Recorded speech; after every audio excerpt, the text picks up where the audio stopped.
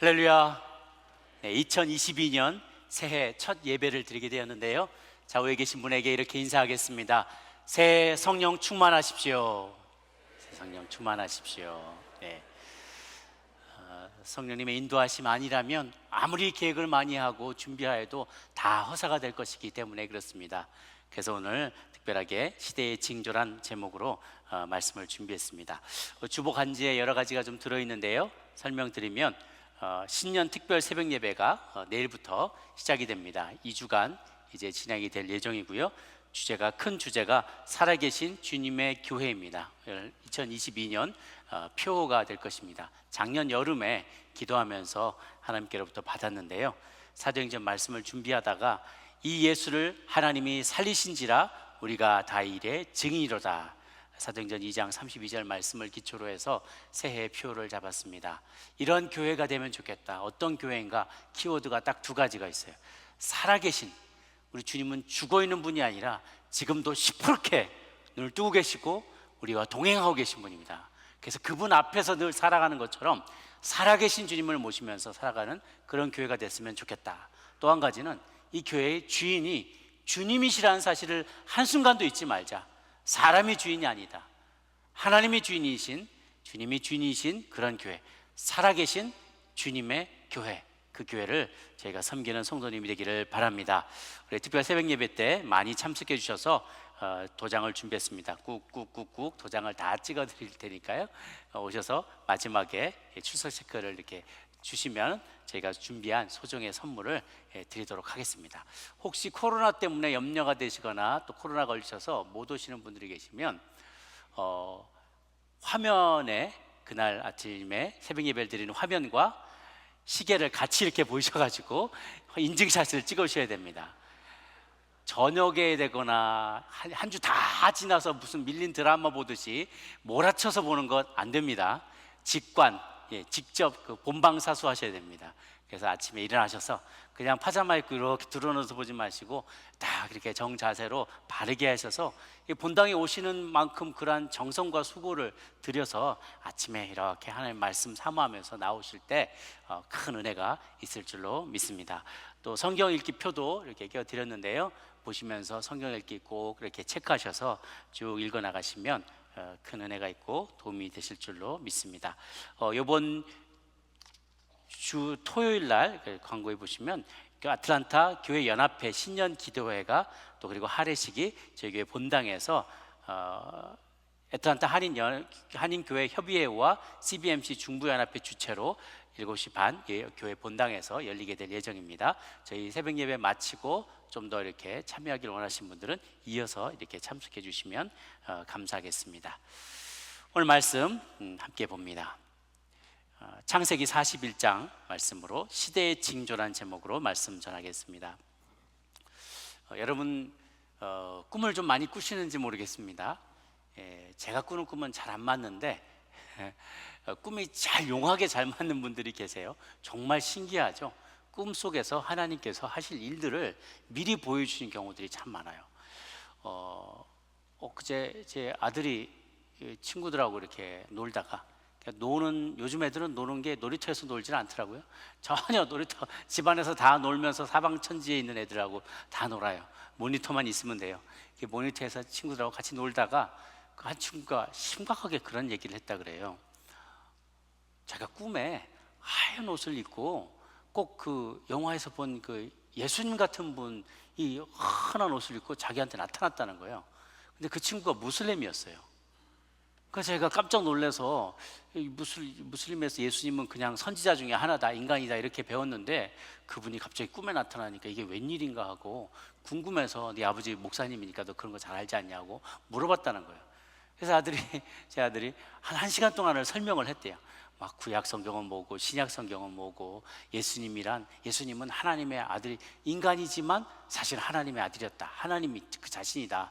그리고 복음서가 있고 사도들이 주고받은 서신서가 있고 뭐 계시록이 있고 이런 이야기들을 쭉 설명을 해줬다는 거예요. 그래서 설명을 1시간 동안 쭉 하고 그래서 자세한 거는 네가 성경 읽어보면 안다 얘기해줘서 아이가 그러겠노라고 성경을 자기가 읽어보겠다고 했다는 거죠. 그래서 제가 깜짝 놀라서 얘가 수련회 갔다 오고 나서 갑자기 성령 충만해졌는지 막 이렇게 하고 나니까, 그럼 걔한테 뭐 얘기하라고, 필요한 거 있으면 뭐든지 아빠가 사주겠다고, 뭐 성경책이든지 뭐 도움이 되는 교재라든지 뭐든지 필요한 거 있으면 말씀 카드든지 뭐든지 내가 사주겠다고, 그냥 알았다고 그러는 거예요. 참 신기하죠. 마지막 제가 그런 얘기를 많이 들었어요. 무슬림 가운데 전혀 복음이 들어갈 수 없는 상황 가운데 살아가는 그 나라의 무슬림 사람들 가운데 꿈에 예수님을 만나는 사람이 요즘 그렇게 많다고 합니다. 꿈속에 예수님을 만나서 인도함을 받고 그리고 구원을 받게 되는 이들이 참 많이 있어요. 우리 하나님 꿈을 통해서 또 여러 계시를 통해서 여러 방법을 통해서 하나님 사람에게 자신의 뜻을 보여주십니다. 그래서 2022년 첫 해를 여는 첫 번째 새해를 여는 첫 번째 주일 설교 제목을 시대의 징조라고 잡았습니다. 우리 모두가 각 가정에서 또 일터에서 교회에서 올 한 해 되어질 일들에 대해서 하나님으로부터 분명한 계시와 또한 인도하심을 받을 수 있게 되기를 간절히 바랍니다. 오늘 본문을 통해서 제가 세 가지 정도를 말씀 나누고 싶은데요. 첫 번째 소개할 내용은 요셉의 운명이 바뀐 날에 대한 이야기입니다. 요셉의 이야기를 잘 아시죠? 요셉은 야곱이 사랑하는 라헬의 두 아들 중에 하나였어요. 야곱이 참 사랑했던 라헬에게 요셉과 베냐민 두 아들이 있었는데, 특별히 요셉을 야곱이 너무나 사랑했어요. 그래서 컬러풀한 옷을 사입혔다는 거죠. 그 당시 아주 잘 나가는 컬러풀한 옷을 다 그냥 무채색 옷만 입을 때였는데, 각각의 왜 채색 옷이 비싸냐면 염료가 비싸요. 다행을 하려면, 염색을 하려면 아주 특별한 그거를 염료가 있어야만 옷을 물들이거든요. 근데 하나도 아니고 둘도 아니고 컬러풀한 색깔로 이걸 염색을 한 옷을 짜맞춰서 옷을 만들으니까 그 옷이 굉장히 비싸죠. 그러니까 비싼 옷을 탁 이게 올라치면 막 명품 메이커 옷을, 아들이 12인데 그 중에 하나, 나머지는 다 넝마 같은 옷을 다 입고 사는데 하나만 메이커 옷을 딱 사준 거예요. 아주 비싼 메이커 옷을 딱 입혀준 거예요. 근데 이 친구가 또 그렇게 눈치가 없어요. 사방에 그 옷 사람들 앞에 다 자랑하듯이 그 옷을 입고 다니는 거예요. 가는 곳마다. 그 형들이 속이 불이 나겠죠. 이만큼 올라오겠죠. 입이 나오겠죠. 일은 자기들이 다 하는데 이 동생 녀석은, 이 녀석은 넌 띵가띵가 혼자 놀고 있는데도 아빠는 그렇게 이쁘다는 거야. 아이고 넌 뭘 해도 그렇게 이뻐. 울어도 이뻐. 그냥 뭘 해도 다 이쁜 거예요. 결국은 형들의 그 미움을 사게 됐죠. 나중에는 뭐 해와 달과 별들이 다 내게 절해요. 볕단들이 다 내게 절해요. 그러면서 형들과 부모님조차도 그에게 절하게 되는 일들이 있을 거라는 그런 꿈을 꾼 얘기까지 하는 거죠. 결국 이제 미움을 사서 형 아버지한테는 짐승이 물어 죽였다고 하고 그를 이집트의 노예로 팔아버리고 말죠. 그는 팔려났는데 팔려간 곳에서 보디발의 집에 친위대장, 애굽의 친위대장, 굉장히 고위 인사인데 그 친위대장의 집에 가정 총무가 돼요. 너무 일을 잘하니까 총무로 승진이 돼서 집안일을 다 돌보는 일을 10년 동안 노예로 팔려왔는데 그 집안에서 10년 동안 집사로 일을 잘하게 됩니다. 그렇게 인생이 풀려나가는가 싶더니만 10년쯤 되었을 때 그 보디발의 아내, 자기의 여주인이 그를 눈치타면서 그를 유혹하려고 할 때 옷을 벗어놓고 다 도망가 버렸더니 그가 겁탈하려고 했다라고는 누명을 씌워서 결국은 그 친위대장이 감옥에 갇혀버리게 됩니다. 그 감옥 안에 갇혀 있을 때 많은 정치범들이 주변에 있었는데 그 중에 관원들이 두 사람의 운명을 가르게 되는 꿈에 대해서 해석을 해줍니다. 결국 그 해석대로 한 사람은 목에 달려 죽게 되고 한 사람은 복직이 돼야 돼요. 그 복직된 사람이 내가 들어가면 다시 그 권세의 자리에, 세도의 자리에 가게 되면 너를 꼭 기억하마 라고 들어간 그이가 2년이 되도록 깜깜무소식 그를 잃어버리게 되는 상황이 벌어지게 됩니다. 감옥에 갇혀있던 이 요셉은 정말 깊은 나락에, 절망 속의 절망 가운데, 깊은 절망 가운데 빠져들게 돼요. 감옥에서 간수로 승진해서 감옥에서 다른 일들을 또 돌보는 일까지 하지만 그는 여전히 감옥에 갇혀있는 신세가 되어버리고 말았습니다. 그런 배경하에서 오늘 말씀이 펼쳐집니다. 왕이 파라오가 꿈을 꿨어요. 그런데 너무 흉측한 꿈을 꾼 거예요. 그래서 급히 신하들을 불러서 도대체 내 꿈이 이게 무슨 뜻인지 해석을 해달라고. 아무도 해석을 못하는 거죠. 그때 옆에 있던 술 맡은 관원장이 제가 한 가지 뉘칠 일이 생각이 났습니다. 죄진 게 생각이 났습니다. 뭐냐? 제가 왕의 진노를 사서 감옥에 갇혀 있을 때 한 청년이 와서 제가 꾸게 될 꿈에 대해서, 꾼 꿈에 대해서 해몽을 해줬는데, 정말 과연 그 꿈대로 제가 나중에 이렇게 복직이 되어야 되는데, 그를 내가 돌아본다고 약속한 것을 그만 까맣게 잊어버리고 말았습니다 라고 고백을 하는 겁니다. 사실 그가 까맣게 잊어버렸을까요? 그는 그 과거를 기억하고 싶지 않았던 거예요. 이 사람이 그런 경우가 참 많습니다. 내가 어릴 때는 정말 뭔가 간절할 때, 돈이 없고 내가 정말 누군가의 도움이 필요하고 사람들로부터 혜택을 입어야만 할 때는 그렇게 내가 뭐든지 해주겠다, 내가 원하는 것만 이루어지면 내가 뭐든지 해주겠다고 약속했다가, 그때는 을인 거예요. 근데 을로 있다가 갑으로 싹 바뀌게 되면요, 싹 입 닫게 되는 일이 얼마나 많은지 모릅니다. 여러분들도 살면서 그런 일들을 좀 경험해 오셨는지 모르겠어요.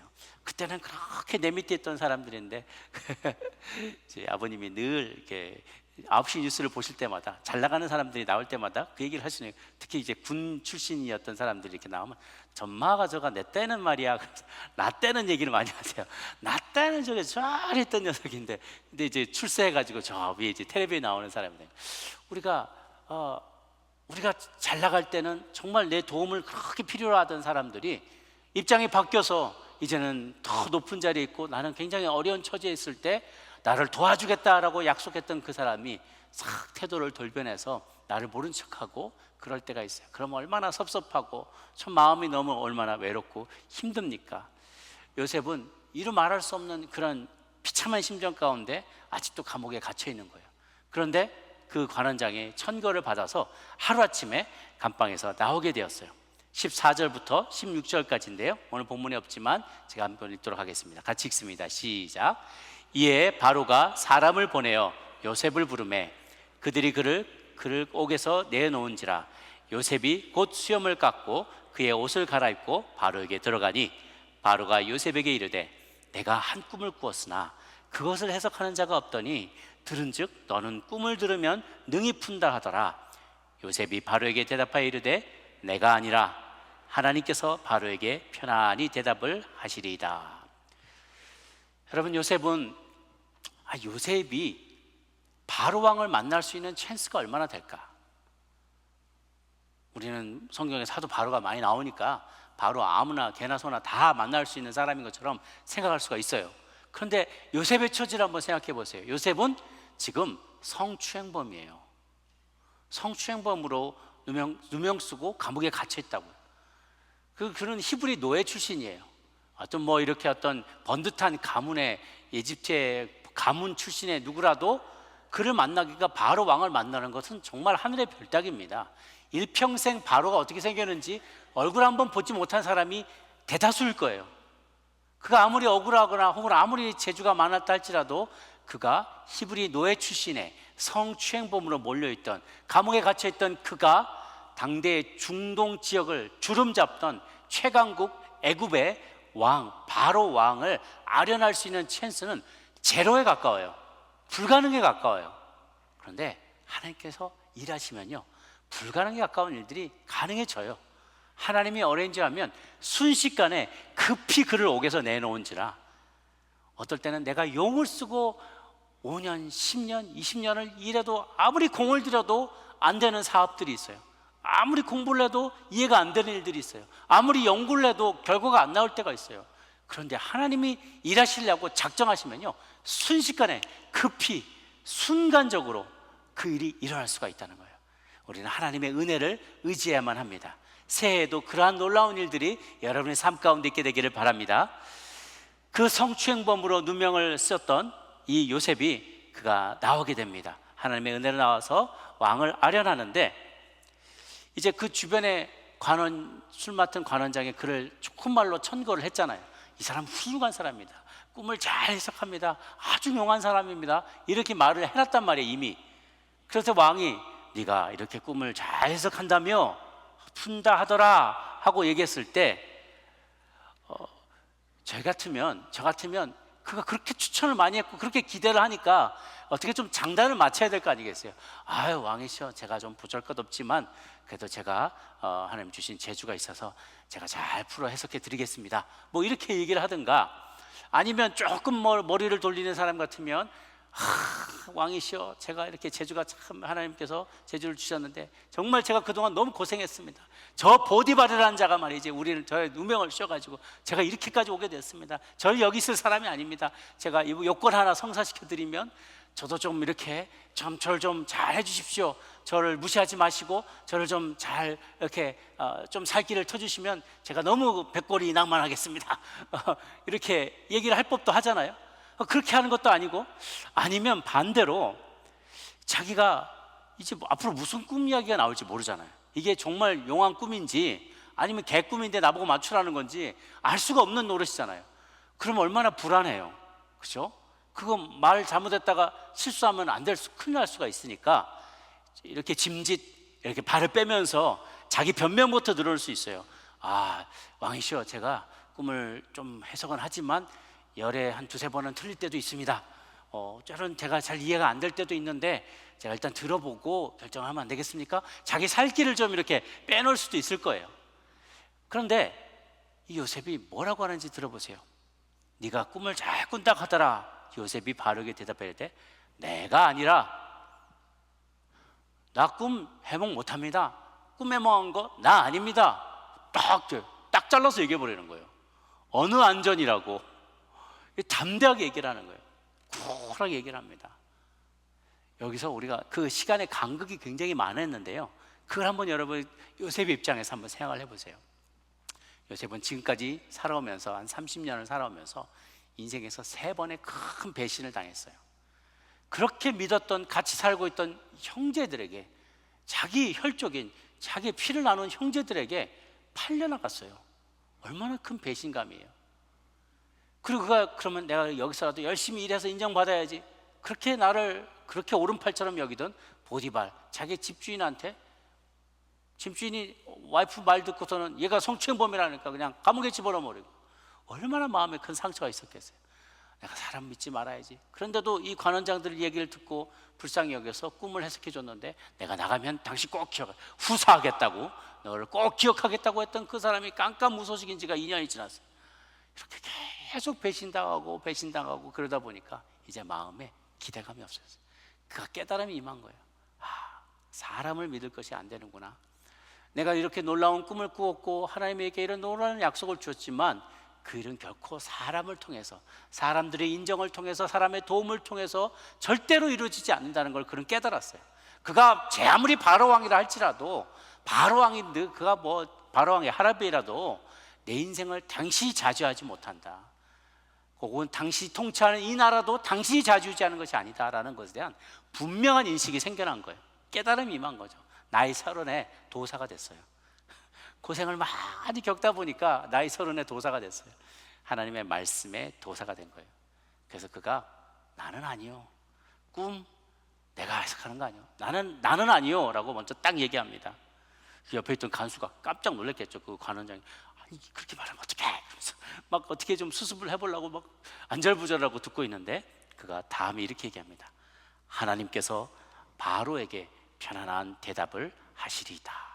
이건 모두 다 It's up to him. 하나님께 달려있다는 거예요. 당신이 무슨 꿈을 꾸건 어디를 가건 무슨 결정을 내리건 이건 하나님이 풀려주려고 하시면 풀리고, 하나님 묶으려고 그러면 묶여서 도저히 풀려지지 않습니다 라고 하나님을 높여드리는 것이죠. 사랑하는 여러분, 우리의 운명을 바꾸는 분, 우리의 운명을 갖고 계신 분이 누구십니까? 올해 2022년을 여러분의 플래닝을 벌써 많이 하셨을 줄로 생각을 해요. 새로운 결심도 할 거고, 사업의 계획도 있을 거고, 어느 곳으로 옮겨가고, 어떤 비즈니스를 하고, 또 내가 어떤 공부를 하고, 누구를 만나고, 이런 많은 플래닝이 다 있을 겁니다. 그런데 그것의 성공의 여부를 누가 갖고 계시겠습니까? 사람에게 잘 보이시겠습니까? 사람이 두렵습니까? 누구를 의지하지도 마시고 사람을 두려워하지도 마십시오. 오직 하나님만 의지하시기를 바랍니다. 하나님께서 여러분의 2022년 한 해 동안의 여러분의 삶의 운명을 갖고 계시다는 사실을 인정하고 고백하시는 여러분 되시기를 주의 이름으로 축복합니다. 두 번째 오늘 나누고 싶은 이야기는 바로왕이 꾼 꿈에 대한 해석과 요셉이 내놓은 대비책입니다. 왕이 이제 그 꿈의 내용을 들려줍니다. 좀 정말 그 기이한 꿈이에요. 나일강을 내가 꿈에 나일강에 소를 봤는데 아주 살찐 소가 나일강의 풀을 막 뜯어먹고 있더라고요. 살찐 암소들을 7마리가 풀을 뜯어먹고 있더라고요. 그런데 그 다음 순간에 딱 보니까 아주 그냥 보기도 흉측하게 삐쩍 마른 소들이 7마리가 나타나더니만 그 앞에 살이 뒤룩뒤룩 쪘던 암소들을 다 잡아먹더라는 거예요. 그 소가 초식동물이잖아요. 근데 초식동물인 소가 다른 동료 소를, 그것도 동족을 막 잡아먹는 모습을 보니까 이게 얼마나 끔찍해요. 제가 언제 한번 그 동물의 왕국에 악어가 또 다른 악어를 잡아먹는 거 봤는데 너무 끔찍한 거예요. 악어가 다른 아래 뒷다리를 잡더니 휙 360도 돌리면서 다리를 뜯어먹는 거예요. 야, 그거 끔찍하죠. 꿈에 그런 거 보면 흉측할 거예요. 근데 또 한번 짝 깼다가 다시 이어지는 연속된 꿈을 또 꿨는데 그 이삭이, 아주 튼실한 이삭이 7개가 이렇게 나무의 벼에 이렇게 나와 있는데 그 다음에 있었던 아주 삐쩍 마른 이삭 7개가 그걸 또 다 삼켜버리더라는 거죠. 아, 꿈에서 깨가지고 이런 흉측한 꿈이 있나? 왜 이런 꿈이 나왔지? 이해가 안 된다. 그래서 그 꿈을 이제 그렇게 설명을 해, 이런 꿈을 꿨다라고 얘기를 하는 거죠. 그러니 요셉이 잘 듣고 있다가 이제 해석을 내리게 됩니다. 근데 이 순간이요, 굉장히 두려운 순간이었을 거예요. 여러분 가끔씩 가다 뭐 친구가 나 오늘 꿈속에 똥 밟았어 그러면 그럼 저 오늘 주식 사든가 복권 사. 근데 복권 사는데 꽝 났어. 뭐야 저 뭐 사람에 그랬더니 아니 말고 뭐 이렇게 얘기할 수 있잖아요. 친구들끼리는 그렇게 우리가 그냥 쉽게 캐주얼하게 꿈에 대한 해석을 이야기합니다. 근데 왕이 이런 얘기를 했는데 자 이제 제가 설명을 해드릴 텐데 아니 말고요 라고 말할 수가 없잖아요. 이거는 굉장히 이게 목이 왔다 갔다 하는 해석이에요. 근데 그가 매우 담대하게 하나님이 주신 지혜를 가지고 꿈을 풀어줍니다. 쉽게 말해서 이것은 왕이시여 앞으로 7년의 풍년이 있을 것인데 그 7년 뒤에 아주 끔찍한 7년의 흉년이 있게 될 것입니다 라고 얘기를 하는 거죠. 이집트 전역을 다스리는 신과 같은 존재인 바로왕 앞에서 이 꿈을 해석한다는 건 엄청난 책임을 동반하는 것이지만 담대하게 그렇게 얘기를 하죠. 32절에 그가 이렇게 이야기를 합니다. 한번 보겠습니다. 시작. 바로께서 꿈을 2번 겹쳐 꾸신 것은 하나님이 이 일을 정하셨습니다. 하나님이 속히 행하시리니. 하나님은 2번에 걸쳐서 그에게 계시를 보여주셨고 그것은 내가 분명히 행할 것이라고 이야기를 하고 계세요. 우리 하나님 어떤 분이신가? 말씀하시면, 보여주시고 계시하시면 그것을 반드시 지키는 분이죠. 아니면 말고 이렇게 하지 않으세요. 민수기 23장 19절에 그래서 하나님의 말씀이 있습니다. 같이 한번 읽습니다. 시작. 하나님은 사람이 아니시니 거짓말을 어찌 그 말씀하신 바를 행하지 않으시며 하신 말씀을 실행하지 않으시랴. 하나님은 내가 행하겠다라고 계시하신 것은 반드시 그대로 행하시는 분이십니다. 그러자 옆에 있던 신하들이 깜짝 놀란 거예요. 기쁘기도 했지만 놀라기도 했어요. 풍년이 있다니까 너무 좋은 소식이잖아요. 그런데 그 뒤에 아주 끔찍한 대흉년이 오게 될 것이다. 이게 그들을 깜짝 놀라게 만드는 거예요. 좌절하고 아유 어떡하지 웅성웅성하고 두려워하고 있어요. 사람들도, 세상의 사람들도 이런저런 이런 데이터를 통해서, 통계를 통해서 혹은 자신들의 경험을 통해서 미래를 예측할 수 있어요. 그런 상황들, 우리의 상황에 대해서도 여러 가지 우리의 심리적인 상태나 상담가들도 얘기해 줄 수 있고 또 여러 사람들이 우리에게 우리 인생의 또 앞으로의 일들에 대해서 이런 일들이 일어날 것에 대해서 조언해 줄 수 있어요. 혹은 예측할 수 있습니다. 중요한 건 뭐냐면 그래서 어쩌라는 거예요. 그런 일이 있을 건데 미래에 이런 일들이 닥쳐올 것인데 그것에 대해서 어떻게 준비할 거냐는 거예요. 이 문제를 어떻게 해결할 거냐. 여기에 하나님의 지혜가 필요하다는 거예요. 하나님이 개입하신다는 거죠. 그는 하나님의 계획을, 요셉은 하나님의 계획을 정확히 대응할 뿐 아니라 그 해결책에 대해서도 얘기해 줍니다. 그 해결책으로 무엇을 말하는가?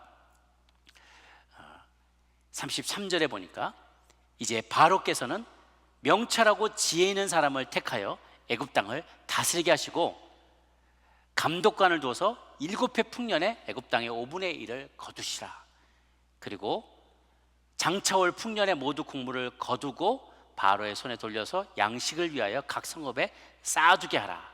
그 다음에 흉년이 오면 그것을 풀어줘서 망하지 않게 될 것이다 라고 얘기를 해주는 거죠. 5분의 1씩 20%예요. 보통 때의 세금보다도 2배가 더 많은 액수입니다. 그런데 그 다음부터 정말로 보니까 이제 풍년이 오는데요, 너무나 이에 풍작이 되어서 사람들이 20%를 떼어줬는데도 아직도 먹고 살 게 풍족하게 남으니까 조세 저항이 적은 거예요. 그 사람들이 다 20%를 내놓는데 아무 불만이 없이 내놓게 돼요.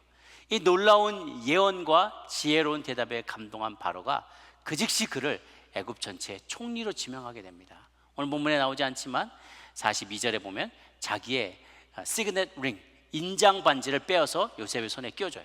그래서 어떤 공문서 같은 걸 썼을 때 칙 하고 인장 반지에 도장을 찍는데 왕 거를 가져다가 자기 것처럼 찍는다는 말이에요. 실권이 그에게 다 주어졌다는 것이죠. 그리고 그에게 세마포 금삿을 익히고 자기에게 있는 버금 수레를 그에게 태우게 했다.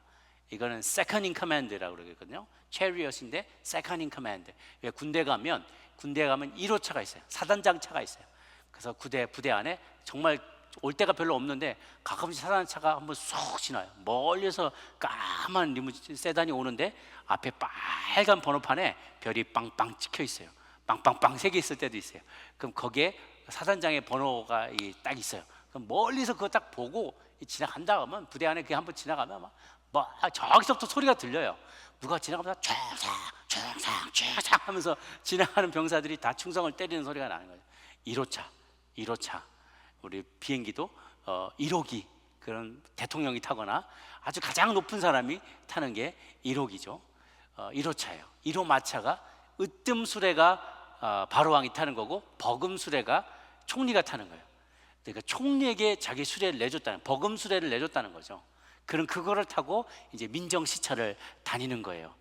그 이름도 바꿔줍니다. 네 이름은 앞으로 사브낫 바네아라고 부를 것이다. 그 이름의 뜻은 무엇인가? 세상의 구원자, 생명의 부여자라는 뜻이에요. 네가 한 그 행동으로 말미암아 앞으로 이 흉년 때 우리 백성들이 살게 됐다. 그래서 너가 생명의 부여자다, 세상의 구원자다 하고 그 이름을 불러준 거예요. 그리고 또 온 제사장, 온에 있는 제사장 보디베라의 딸을 줘요. 온이란 것은 지역 이름인데 태양신 라를 섬기는 제사장들이 모여 사는 지역이에요. 그리고 신전이 있는 곳이에요. 거기에 있는 제사장 한 사람의 딸 보디베라의 딸을 줘서 그 집안에 이제 신분이 상승되게 된 거예요. 우리로 치면 어떻게 보면 바로 오자마자 예전에 히브리 노예였는데 바로 여기 시민권자를 만나면서 결혼하면서 바로 시민권을 따게 된 거나 다름이 없어요. 그러면서 그 신분에 걸맞게 그가 이제 행동을 하며 임명된 즉시로 현장을 누비면서 곡식을 수거하기 시작합니다. 아니나 다를까 다음 해에 큰 풍년이 들게 됐어요. 다니면서 그 각 성읍의 주위 밭에서 난 곡식들을 그 성읍 센터에다가 곳곳에 모아놓기 시작하는 거예요. 곳곳에 모아둡니다. 그렇게 일하는 사이에 정말 그가 백성들의 존경과 신뢰를 받게 되었어요. 그리고 그가 아들도 태어나게 됩니다. 두 아들이 자신들의 심정을 그대로 반영해서 두 아들의 이름을 지어요. 첫 번째 아들은 므낫세, 잊어버림. 자신의 모든 지난 날의 환난과 고생들을 이제는 내가 다 잊게 하느님이 잊게 해주셨구나. 아침에 턱 일어나면 막 더운 날에 이렇게 자면 옆에서 부채를 붙여줘요. 탁 일어나는데 신발을 딱 대게 해주네요. 딱 나갔더니 벌써 따끈한 음식이 다 막 산의 진미가 준비되어 있어요. 어디 나가려고 하면 마차가 딱 버금 수레가 쫙 리무진이 막 달려와요.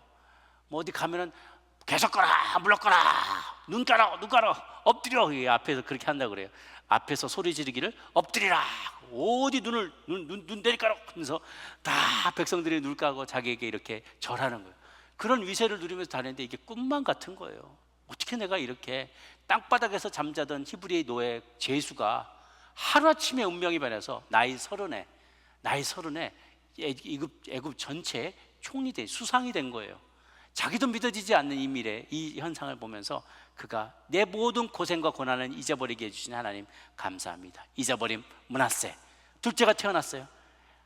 과거와는 비교도 할 수 없을 정도로 나를 갑절이나 창대하게 해주셨다. 그래서 창성함 에프라임이라고 이름을 또 짓게 되는 것이죠. 므낫세와 에프라임이 자신의 현재의 모습과 상황을 너무나 잘 보여주는 거예요. 그래서 이제 그가 다니면서 이러한 새로운 마음으로 곳곳에 이제 민정 시찰을 하고 이 곡식을 모아드립니다. 그런데요, 그 당시에 이집트뿐만 아니라 중동의 모든 국가들이 거의 예외 없이 다 이 기근에 시달렸습니다. 얼마나 기근이 심했는지 역사책에도 나와 있어요. 그 7년 동안의 기근은 정말 죽음의 행진이었던 거예요. 우리 북한에서 뭐 죽음의 행진을 뭐 이렇게 했다는 것처럼 몇 년 동안 아사자가 수없이 나오는 거예요. 수백만 명이, 수만 명이 중동 국가에서 이 기근을 견디지 못하고 굶어 죽었어요. 하나님은 이 요셉을 통해서 자기 가족뿐 아니라 이집트 나라들과 중동에 있는 수많은 나라들을 살리는 자의 역할을 감당하게 하십니다. 그래서 그가 정말로 세상의 구원자, 생명의 부양자가 된 것이죠. 그런데 그 모든 계획을 요셉이 다 알았을까요? 아니에요. 그냥 떠밀려서 하나님 뜻대로, 그냥 하나님 뜻대로 순종해서 살다 보니까 나도 모르는 사이에 그 역할을 맡게 된 거예요. 여러분, 때로는 우리가 계획하지 않은 일인데 그저 나는 내 앞길을, 주님 가라고 하신 그 길을 갔을 뿐인데 어느덧 눈 떠보면 나도 모르게 그러한 책임을 맡는 자리에 가게 될 때가 얼마나 많은지 모릅니다. 내가 무슨 특별한 능력이 있어서가 아닐 수 있어요. 내가 특별하게 자격을 갖춘 사람이지 않았어도 그럴 수 있어요. 살다 보니까 그냥 그 발걸음과 그 인도하심을 따라가다 보니까 그는 어느새 애굽의 총리가 되어서 만백성을 살리는 그 역할을 하게 된 것이죠. 그런데요, 사실은 그것은 우연한 것은 없죠. 구약에서 요셉의 역할은 사실상 신약에 나오는 예수님의 역할의 예표에 해당된다는 것입니다. 왜냐하면 우리 주님 예수님 아무 죄가 없었지만 그 높은 신분을 벗어버리고 낮고 낮은 인간의 모습으로 오셨잖아요. 그리고 그가 우리의 모든 죄를 지고 치욕적인 십자가를 지고 고난을 당하셨다가 죽으셨고 마침내 부활하셔서 하늘에 승천하시고 온 세상 인류를 구원하는 역할을 감당하셨죠. 요셉도 그는 채색옷 수 없는 아버지의 귀한 아들로 살아왔지만 노예로 팔려가서 온갖 고난을 다 겪었지만 그는 마침내 수상으로 총리 대신으로 승격되어서 그곳에서 수많은 사람을 살리는 이 생명의 구원자, 생명의 부여자 역할을 감당하게 된 것이죠. 사랑하는 여러분, 하나님이 주신 지혜를 받을 수 있게 되기를 바랍니다. 2022년에 또한 우리가 예측하지 못했던 이 코로나가 2020년에 우리를 이렇게 심각하게 타격을 줄 줄은 아무도 예측하지 못했어요. 그리고 그것을 풀어나갈 수 있는 방법이 무엇인지 사람들은 당황하여서 정말 자충우돌하면서 어떻게 이 문제를 해결해야 될지 정말 고민하며 살아왔습니다. 2022년에 올해 어떤 일이 우리 앞에 닥치게 될지 몰라요. 사람들은 예측도 할 수 있을 것이고 예고도 하고 과학적인 분석도 할 것입니다. 그러나 우리 하나님의 사람들은 영적인 분별력이 필요합니다. 지혜가 필요합니다. 어떻게 이 문제를 풀어갈 것인가? 앞으로 2022년에 올해 어떤 일이 일어나게 될지 우리가 다 알지 못하지만 당황하지 않고 그런 일들이 우리 앞에 닥쳐올 때 하나님이 주신 지혜를 의지할 수 있게 되기를 바랍니다. 사람도 두려워하지 마시고 사람을 의지하지 마시고 하나님이 주시는 지혜를 가지고 당면한 문제들을 풀어나갈 때 그 어떤 문제도 우리 앞을 가로막을 수 없을 줄로 믿습니다. 마지막으로 하나님의 원대한 계획과 섭리를 우리가 여기서 읽어볼 수가 있습니다. 이 일련의 사건이 그냥 일어난 게 아니다라는 거예요. 이 기근, 큰 풍년과 큰 기근, 이것은 우연히 자연이 이렇게, 물론 그 뒤에 기상학자들이 분석할 수 있겠죠. 이런 일들이 있었으니까 이런 일이 있을 수밖에 없다라고 해석할 수 있겠죠. 그러나 그 일이 그때 하필 그때 그 지역에 일어나는 것은 우연한 일이 아닙니다. 하나님은 그 전도 그 이후도 일어나게 될 이 일들을 통하여서 수많은 일들이 발생되게 될 것을 이미 다 예지하셨어요. 이미 계획하셨어요. 그래서 7년의 풍년, 7년의 흉년이 일어나게 해주신 것이죠. 가장 큰 이유는 이 7년의 흉년을 통해서 요셉과 그 형제들을 화해하게 만들어주셨다는 거예요. 그리고 그것을 통해서 이스라엘 백성들 70명의 형제들이 다 애굽으로 피신와서 이 7년의 환난 동안에 인큐베이터처럼 그 비옥한 땅에서 200만 명으로 팝콘 튀기듯이 뻥 튀어나게 200만 명을 인큐베이팅을 하셨다는 거예요. 한 민족을 이루게 하셨다는 거죠. 먹을 것이 부족한 가나안이나 이런 힘든 땅이 아니라 풍족한 이집트의 그 풍족한 지역에서 목축하면서 200만 명으로 불어나게 하셨어요. 그리고 다시 가나안 약속의 땅으로 들어가게 하시는 거예요. 그 과정에서 이스라엘 백성들을 시험하시고 연단하시고 회개하게 하시고 광야를 걷게 하시고 하나님만 의지하게 하는 하나님의 프로그램, 스페셜 프로그램 가운데 이스라엘 백성을 트레이닝하는 플래닝을 갖고 계셨던 것이죠. 이 모든 게 다 하나님 머리 안에 있었어요. 하나님 이것을 이미 다 계획하셨던 것이죠. 2022년 새해가 밝았습니다. 하나님은 어떤 사람을 쓰시는가? 어떤 사람이 왕 앞에 쓸 수 있는 자로, 설 수 있는 자로 쓰실까? 잠언 22장 29절 말씀을 한번 같이 읽어보겠습니다. 시작. 내가 자기의 일에 능숙한 사람을 보았느냐? 이러한 사람은 왕 앞에 설 것이요 천한 자 앞에 서지 아니하리라. 아멘. 누가 왕 앞에 서는가? 누가 높은 지위에 높은 책임, 많은 책임을 가진 리더로서 하나님께서 쓰시는가? 그는 자기 일에 능숙한 사람이라는 거예요. 보냄받은 자리에 누가 보든 보지 않든 간에 그 자리에서 충성을 다하는 사람이라는 거예요. 그가 히브리인 노예로 팔려나서 애굽의 보디발의 집에 종으로 쓰였어요. 몸종으로 쓰였을 때 무슨 일을 했는지 그 성경에 다 나오지 않아요. 그러나 그가 이 빗자루로 마당을 쓰는 일을 맡았다면 충성을 다해서 마당을 쓸었겠지요. 곡식을 세아리고 계산하는 거 쟁여놓는 그 역할을 맡았다면 한 톨 한 톨까지도 크게 충성되게 이것을 다 재아려서 일목요연하게 목록을 만들어 놨겠죠. 심부름하는 일이라면 가서 주인이 보건 안 보건 가서 10원 한 장까지 다 끝까지 잘 챙겨서, 그리고 어떻게든지 주인에게 유익이 될 수 있도록 잘 깎아서 가격을 잘 받아와서 이것을 주인에게 갖다 바쳤겠죠. 그 모든 것을 눈여겨 관찰하던 보디발이 그를 총무에, 가정의 총리로, 가정의 모든 일을 관장하는 자로 그걸 발탁했죠. 비록 배신당했지만 그가 감옥에 갔을 때도 감옥에서도 인정받아서 간수처럼 다른 사람들의 간수의 일을 도와주는 그 일들도 맡았다는 거예요. 내가 감옥에 있을 수 있습니다. 여러분의 제한 상황이 몸종과 같은 일을 하는 일일 수도 있어요. 아무도 카운트하지 않고 인정해 주지 않는 정말 보잘것없는 일일 수도 있습니다. 그러나 그 자리를 내가 자기 일에 능숙한 사람이 되어서 그 일을 열심히 감당하면 이러한 사람은 왕 앞에 설 자가 될 것이다 라고 이야기합니다. 사랑하는 여러분들이 언젠가 왕 앞에 서는 사람이 되기를 바랍니다. 더욱더 거룩한 영향력을 미치는 자리에 가서 그 복을 더 많은 이들에게 나눌 수 있게 되기를 바랍니다. 이렇게 선택받은 자들은 어떻게 미래를 준비하라고 말씀하시는가? 에베소 5장 15절 17절 말씀을 보겠습니다. 에베소 5장 15절 17절 함께 읽습니다. 시작. 그런즉 너희가 어떻게 행할지를 자세히 주의하여 지혜 없는 자 같이 하지 말고 오직 지혜 있는 자 같이 하여 세월을 아끼라. 때가 악하니라. 그러므로 어리석은 자가 되지 말고 오직 주의 뜻이 무엇인가 이해하라. 요지는 무엇인가? 미래를 준비하라는 거예요. 미래를 미리, 시대의 징조를 바라보면서 미래를 미리 바라보고 세월을 아끼라. 이때가 굉장히 악한 때이기 때문에 세월을 아끼면서 미래를 준비하라는 것이죠. 어떻게 행할지를 자세히 주의하여서 지혜 없는 자 같이 말고 지혜 있는 자 같이 행동해라. 어리석은 자가 되지 말고 주의 뜻이 무엇인가를 분별하고 이해해라고 합니다. 이 시대의 사람들, 우리 모두에게는 시대의 징조를 읽는 지혜가 필요합니다. 지금이 어느 때인지 꿈꾸면서 바라보면서 비전을 보고 환상을 보면서 앞으로 어떤 일이 되어질지, 너무나 어떤 이들은 지나온 과거에 집착하는 사람들이 있어요. 지나온 영광에, 내가 나 때는 말이야, 지나온 영광에 너무 사로잡힌 사람이 있어요. 혹은 지금에 살아가면서 눈앞의 이익에 먹고 살기 바쁘니까 그냥 지금에 살아가는 것만 신경 쓰는 분들이 계세요. 저희들이 제가 샌디에고에 있을 때 어떤 집사님들이 그렇게 후회하시는 것을 보았어요. 우리는 그냥 먹고 사는 게 너무 바빠가지고 자녀들이 신앙이 어떻게 되는지 이런 거에 전혀 신경 쓸 틈이 없었다는 거예요.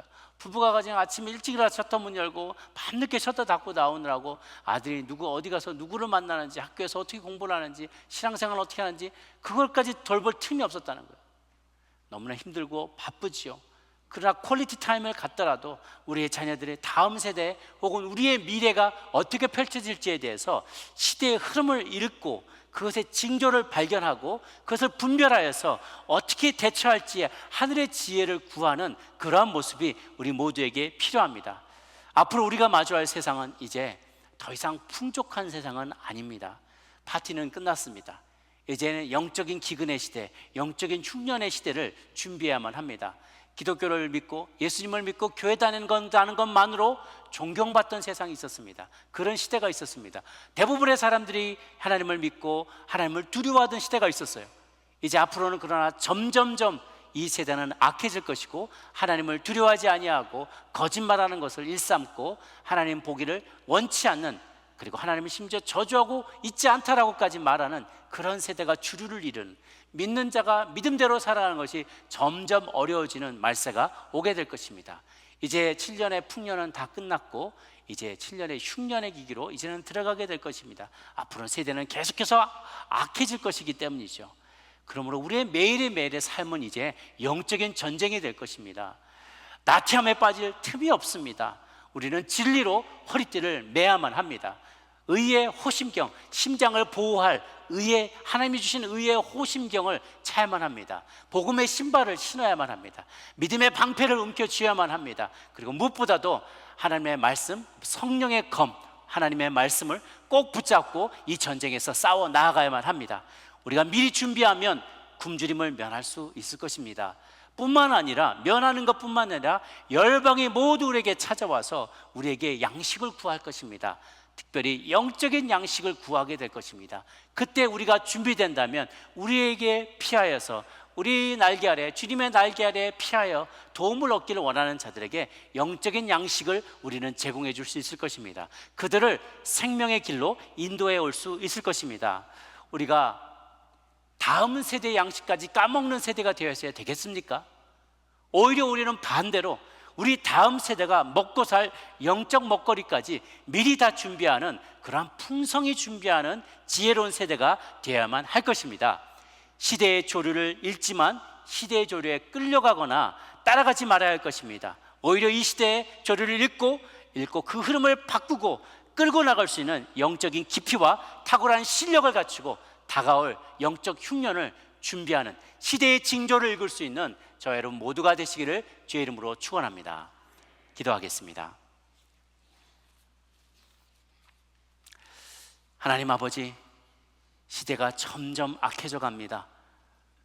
당연한 것이 더 이상 당연하지 않고, 우리로 누구나 다 진리로 받아들였던 것들이 이제는 사람들은 의심합니다. 하나님이 어디 있냐고 말합니다. 그리고 믿음대로 살아가는 이들을 조롱하고 비웃습니다. 이제 교회에는 영적인 풍년의 시대는 지나가고 기근과 흉년의 시기가 찾아올 것입니다. 하나님이 어둠의 시대에 하나님께서 여러 모양과 방법으로 우리에게 현몽하시고, 하나님께서 우리에게 또한 계시하여 주시는 그 음성들을 잘 듣고 준비하는 저희들이 되게 하여 주옵소서. 하나님, 우리 세대가 풍성한 세대를 우리가 살아왔다면 이 풍성한 영적 양식을 잘 보존하여서 다음 세대가 먹고 살 영적 먹거리를 준비하는 우리들이 되게 하여 주옵소서.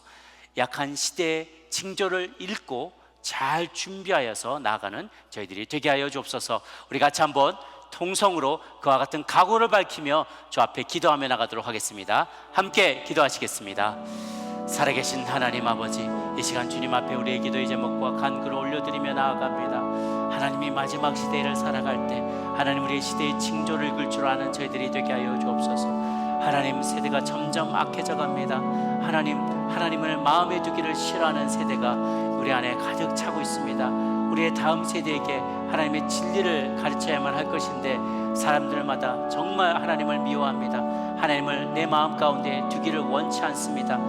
하나님의 마음에 하나님 두기를 싫어하며 상실한 마음대로 주님께서 내버려 둔다고 했습니다. 모든 불의와 추악함과 탐욕과 악의가 가득한 자요, 시기와 살인과 분쟁과 사기와 악독이 가득한 자, 수근수근한 자, 비방하는 자, 하나님을 미워하는 자, 하나님을 능욕하는 자, 교만한 자, 자랑하는 자, 악을 도모하는 자, 부모를 거역하는, 우매하고 배역하고 무정한 자, 무자비한 자들로 가득 차고 있습니다. 하나님의 영광을 썩어질 사람과 새와 짐승과 기어다니는 동물 모양의 우상으로 바꾸는 자들입니다. 마음의 저격대로 더러움에 행하는 자들입니다. 피조물을 조물주보다 더 경배하고 섬기는 자들의 세대가 찾아왔습니다. 하나님, 이 세대에 우리가 깨어 기도해야겠습니다. 이 세대를 분별하게 하여 주옵소서. 시대의 징조를 밝히 분별하는 자들 되게 도와주시고, 분별할 뿐만 아니라 대책을 마련하는, 그래서 하나님께서 주시는 하늘의 신령한 지혜로 어찌하여 우리가 이 저주받은 세대 가운데 구원을 얻을 수 있을지, 하나님이 어떻게 하면 이 세상을 여전히 통치하시는 수 있는 하나님의 축복과 통치에 우리가 통로로 쓰임받을 수 있을지 하나님의 고민하며 알 수 있는 저희들 되게 하여 주옵소서. 이 마지막 시대에 2022년 하나님이여, 이 새해 첫 주의 예배를 드리면서 살아계신 하나님 앞에 귀하게 쓰임받겠노라고 다짐하는 저희들 모두가 될 수 있도록 주님 도와 주시옵소서. 주 하나님 아버지, 새해 우리의 계획이 있고 우리의 꿈이 있지만 그것보다 더 크고 원대하신 하나님의 계획과 꿈과 섭리가 있는 줄로 믿습니다. 하나님은 나의 계획을 앞세우지 아니하고, 혹은 내 주위에 내게 도움을 줄 수 있는 사람만을 바라보지 아니하고, 우리의 인생을 운영하시고 경영하시며 원대한 계획과 섭리로 우리의 앞길을 예비하시는 그 주님을 믿고 따라가는 저희들이 되게 하여 주시옵소서. 살아계신 하나님, 우리의 미래를 바라보며 해석하고 준비하며 더 많은 이들을, 특별히 우리 다음 세대 영적인 먹거리를 준비하는 세대로, 어른들의 세대가 될 수 있도록 우리 모두를 붙잡아 주시옵소서. 주의 뜻, 주의 음성, 계획 더 잘 분별하고 잘 들을 수 있는 저희들이 되게 하여 주시옵소서. 감사하고 예수님의 이름으로 기도 올려옵나이다.